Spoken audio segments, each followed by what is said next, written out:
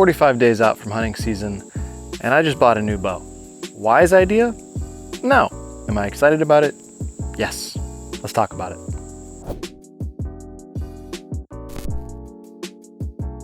So what I have here is the Hoyt Alpha AX-2, the flagship model from Hoyt for 2025 in the aluminum riser. This is sort of like the aluminum cousin to the carbon RX-9. If you've been following the channel for a while, you know that I used to shoot a Hoyt Torrex XT until basically just now, and I ran that bow for 3 years and I absolutely loved it as a mid-tier workhorse coming from Hoyt. I was in my local pro shop the other day and was shooting a bunch of flagship model bows to sort of compare them because I was playing with the idea of buying something new.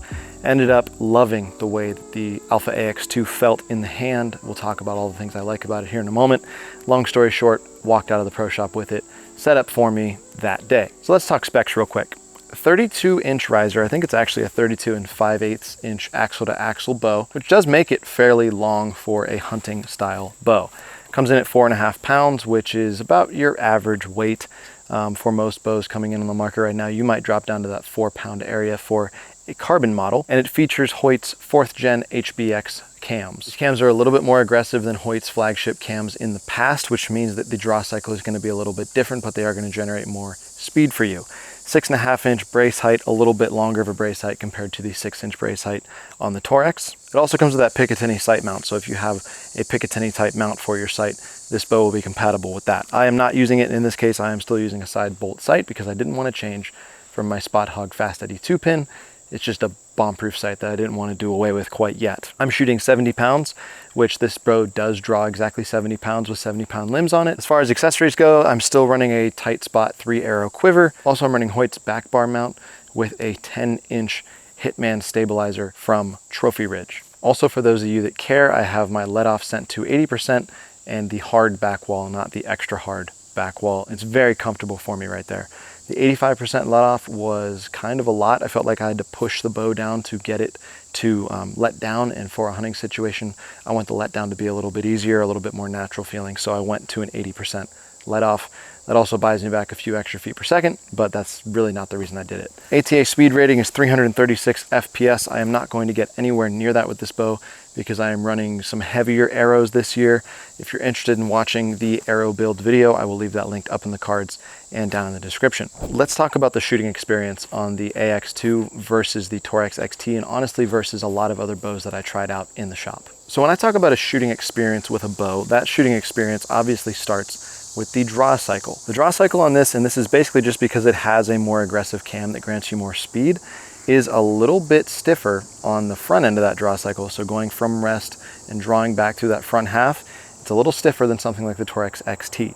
But when I put it up against other bows that had more aggressive cams, we'll call them aggressive bows from other manufacturers, the Hoyt was still the smoothest of those. So I think it's just a design of the more aggressive cams that generate you more speed. There's no free lunch when it comes to physics. You're gonna have to pull more weight up front until you hit that peak weight and those cams roll over compared to a slower cam bow or maybe a single cam bow. You really can't beat the single cam draw cycle, but you lose the speed. Once we're at full draw, this bow is so steady in the hand, it's kind of ridiculous. I am able to get away with things due to the forgiveness of the bow design that I was not able to get away with in the past, which means I can literally do things with this bow that I was not able to do with the Torrex XT. Now, price. Unfortunately, flagship bows are getting more and more expensive every year. I don't feel like the price on the AX-2 was unfair at my local shop. It was $1,300, which the fact that I'm calling a $1,300 bow a fair price sounds kind of insane, but it's just the way that the markets are right now. But I absolutely feel like I'm getting my money's worth out of the AX-2. So with the specs, build quality, in my opinion, on the bow out of the way, let's do a little bit of shooting. Okay, I've got a target out there at 46.2 yards. So I'll go ahead and dial to 46, 45, 46, and take a few shots here. And I'm just gonna describe what the shooting experience feels like and try to convey it over camera. I know that maybe some people are watching this with the intent to buy, so I would like to give you a little bit of a peek into what it feels like to shoot this bow. So again, shooting 70 pounds. Let's go ahead and clip on and pull through a draw. it's really not bad. I'm a little more used to it now than I was before. And then at full draw, I love this string angle compared to a shorter bow.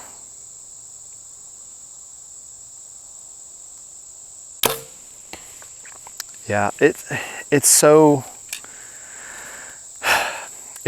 dead in the hand and so steady with the sight picture, which helps a ton at these little bit longer ranges.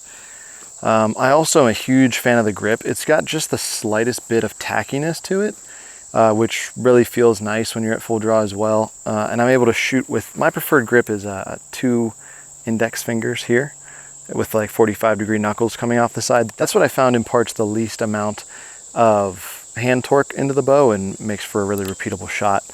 I'll go ahead and shoot again here real quick. Yeah, see, it gets really comfortable once I get used to it.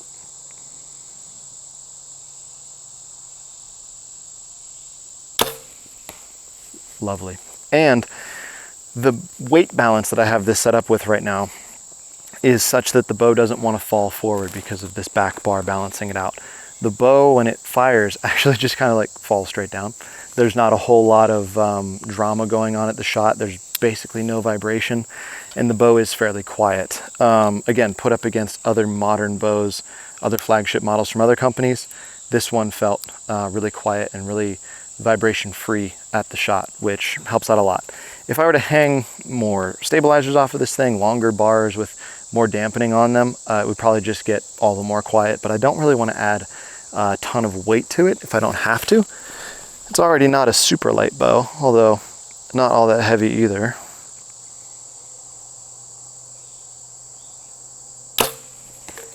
Yeah, the whole bow just falls. Like nothing really happens when it goes off, which is nice. One more arrow here out at 45. I think I'm adequately covering how the bow feels through the shot.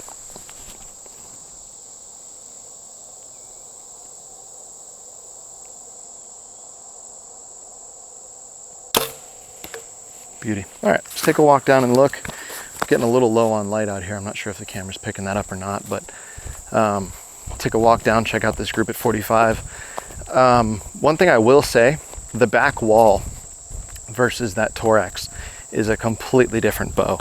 The back wall on this, even set to just the standard like hard setting, they have an extra hard setting as well, is just about perfect for what I like.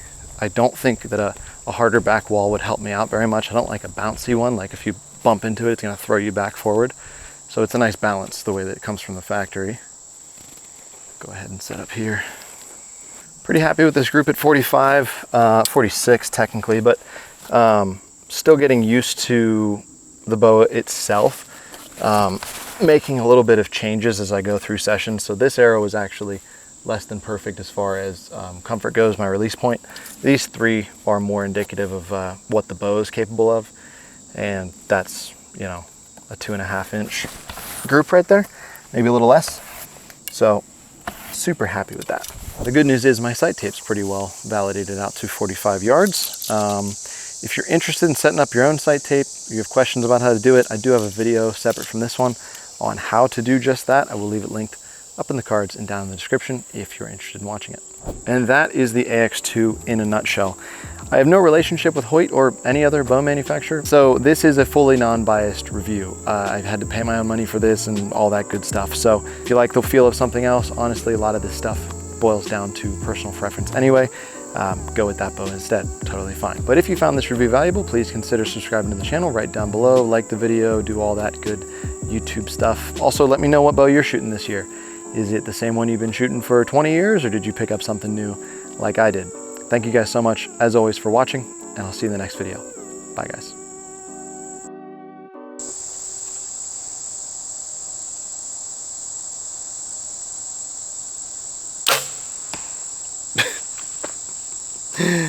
Oh, I love this bow.